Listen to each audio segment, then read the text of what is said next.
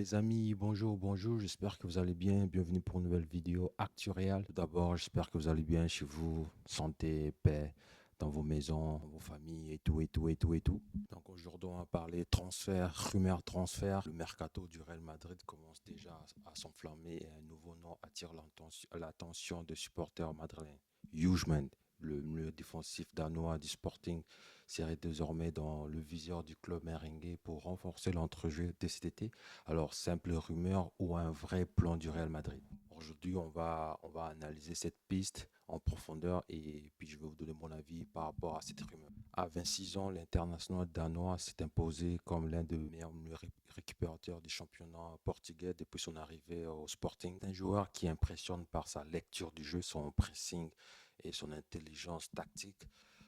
C'est un joueur qui récupère énormément de ballons, mais qui sait aussi calmer le rythme et relancer proprement sous pression. Son profil rappelle un peu le milieu de terrain à l'époque, à l'ancienne, comme on dit, c'est-à-dire puissant, discipliné, agressif dans le duel, mais avec une excellente qualité technique. Alors, pourquoi le club s'intéresse à lui? Aucun joueur actuel au milieu de terrain n'a exactement le profil d'un vrai numéro 6, c'est-à-dire physique, tactique.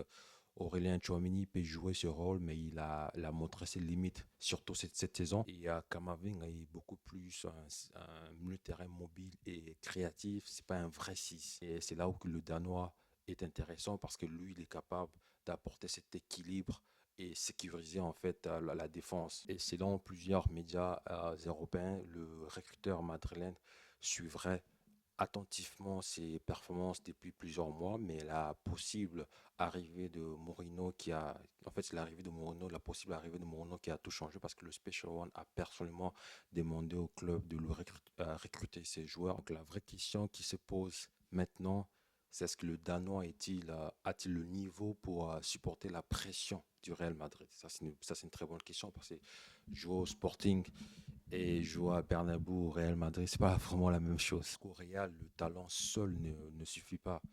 Il faut une personnalité énorme.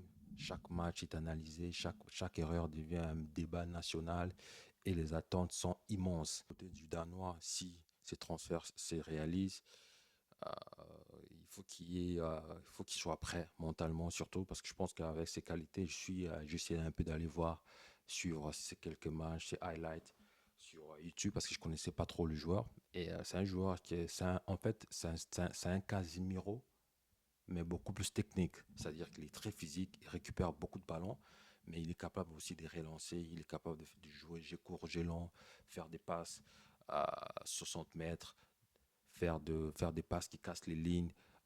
C'est un joueur aussi qui est capable de drive aussi la balle. Donc je pense que ces profils-là, on n'a pas ces profils dans notre effectif. Et cependant, il reste encore beaucoup d'incertitudes parce que je pense que Sporting ne voudra pas vendre facilement son capitaine.